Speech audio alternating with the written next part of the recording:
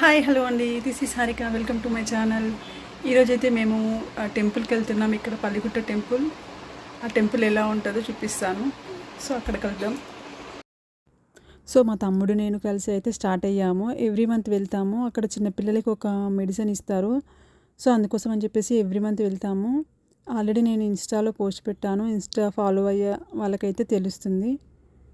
So ఇదేనండి temple. ఇక్కడ నుంచి మనం లోపలికి వెళ్ళాలి. ఇది వచ్చేసి మెయిన్ ఎంట్రన్స్. ఒకప్పుడు ఇది చిన్న గుడిసెలాగా ఉండేదంట ఇక్కడ. సో అక్కడ నుంచి ఇంత పెద్ద టెంపుల్గా అయింది. దీన్ని కేదారేశ్వర ఆశ్రమం అంటారు, ఇంకా పల్లిగుట్ట కూడా అంటారు. ఇక్కడికైతే ఎక్కడెక్కడి నుంచో వస్తారు, దూర ప్రాంతాల నుంచి కూడా వస్తారు జనాలు. అయితే ఇక్కడ మహారాజ్ గారు మహిమ గలవారని జనాలు అయితే నమ్ముతారు. ఇక్కడ మనకి స్టార్టింగ్లో అయితే పంచముఖ హనుమాన్ విగ్రహం గుడి ఉంటుంది. ఇంకా కొంచెం ముందుకు వస్తే మనకి మెయిన్ టెంపుల్ శివాలయం ఉంటుంది. ఇక్కడే మెడిసిన్ అనేది వేస్తారు. ఆ రోజైతే ఫుల్ జనాలు ఉన్నారు. ఐడి కార్డ్స్ ఇస్తున్నారు. లాస్ట్ మంత్ కూడా ఇచ్చారు ఐడి కార్డ్స్. మేము లాస్ట్ మంతే తీసుకున్నాము. ఈ మంత్ కూడా ఇస్తున్నారు. సో అందుకని చెప్పేసి జనాలు అయితే ఫుల్గా ఉన్నారు. చూడండి ఇక్కడ చెట్టుకైతే ఎన్ని ముడుపులు ఉన్నాయో. సో అర్థమవుతుంది మనకు ఇక్కడ మహారాజ్ గారు ఎంత మహిమ గలవారో. జనాలు అయితే చాలా నమ్ముతారు. సో మేము ఐడి కార్డ్ తీసుకున్నాం కాబట్టి వెంటనే ఇంకా మందు అనేది వేయించుకున్నాము. వెయిటింగ్ లేకుండా ఇంకా తొందరగానే అయిపోయింది. ఆ రోజైతే మహారాజ్ గారు ఉండే. సో అందుకని చెప్పేసి బొట్టు పెట్టించుకుందామని చెప్పేసి వెళ్తున్నాము. ఇక్కడ కనిపించేది ఇంట్లో అయితే మహారాజ్ గారు ఉంటారు. ఎప్పుడైనా మనకు పర్సనల్గా ఏమైనా ప్రాబ్లమ్స్ ఉన్నా కలవాలన్నా కూడా మహారాజ్ గారు ఇక్కడే కలుస్తారు.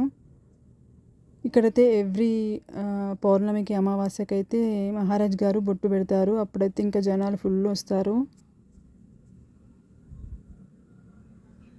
ఇప్పుడు వచ్చేది గురి పౌర్ణమి కదా, అప్పుడు కూడా ఇంకైతే ఫుల్ జనాలు ఉంటారు. ఆ రోజు అన్నదానం కూడా పెడతారు.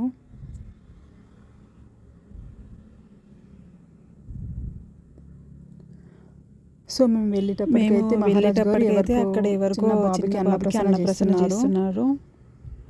సో ఇంకా వెయిట్ చేసాము మేమైతే.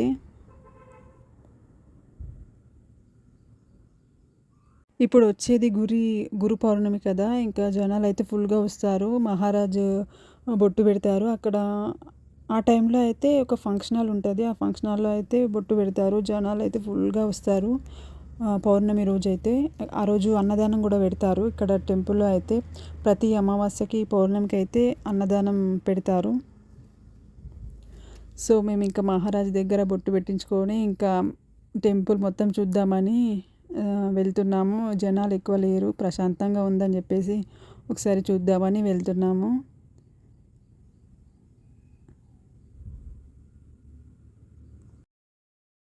ఈ టెంపుల్ 10 ఎకర్స్లో అలా ఉంటుంది. చాలా పెద్దగా ఉంటుంది. మొత్తం చెట్లతో చాలా సూపర్గా ఉంటుంది. పచ్చగా చెట్లతో చాలా ప్రశాంతంగా ఉంటుంది టెంపుల్ అయితే.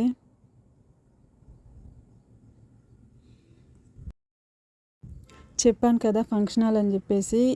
ఇక్కడ కనిపిస్తుంది కదా, అదే ఫంక్షన్ హాల్. చాలా పెద్దగా ఉంది. ఒకప్పుడు మేము వచ్చినప్పుడైతే అప్పుడు కొంచెం కన్స్ట్రక్షన్లో ఉంది. ఇప్పుడైతే చాలా బాగా చేశారు. చాలా పెద్దగా ఉంది. ఎంత జనాలైనా దాంట్లో పడతారు. చూడండి ఎంత పెద్దగా ఉందో.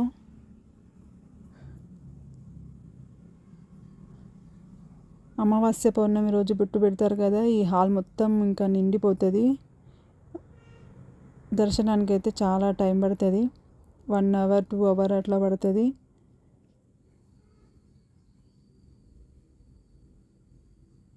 అక్కడ కనిపిస్తుంది కదా కౌంటర్, అక్కడే మనకి ప్రసాదాలు లడ్డు గిట్లా అక్కడ ఇస్తారు.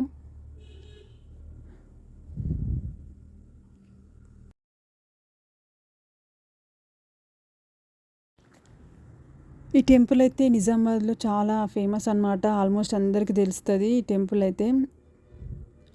ఇంకా ఇక్కడ మహారాజ్కి అయితే తోట కూడా ఉంటుంది. దాంట్లో వెజిటేబుల్స్ అవన్నీ పండిస్తారు.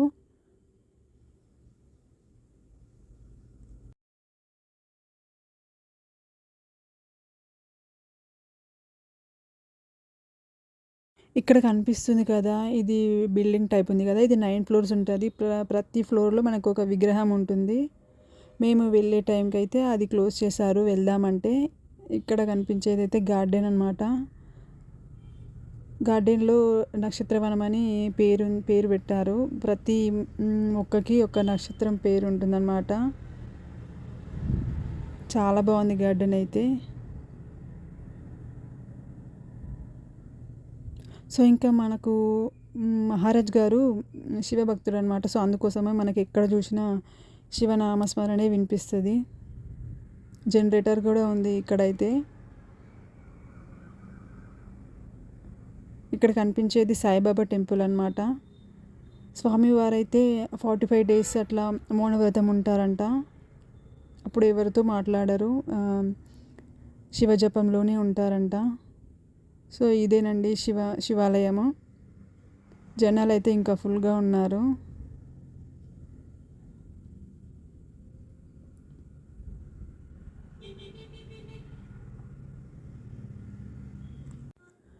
దూరం నుంచి వచ్చే వాళ్ళకైతే ఈ ప్లేస్ అయితే చాలా విశాలంగా ఉంది. కూర్చొని తినడానికైనా కూడా చాలా పెద్దగా ఉంది.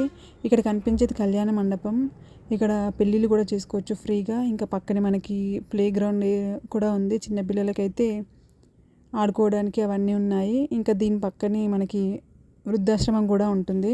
నేనైతే ఫస్ట్ టైం చూస్తున్నానండి వృద్ధాశ్రమం.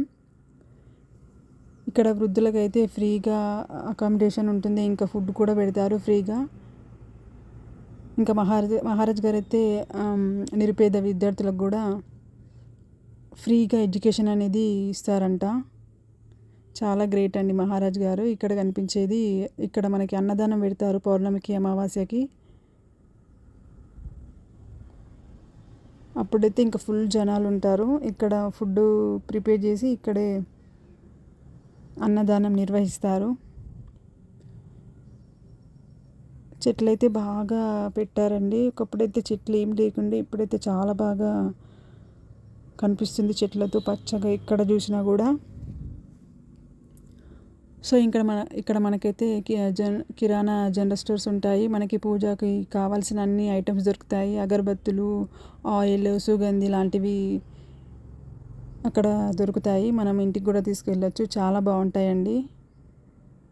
సో ఇంకా మేమైతే ఇంటికి స్టార్ట్ అయ్యాము టెంపుల్ అంతా తిరిగేసి. సో ఇదండి పల్లిగుట్ట టెంపుల్.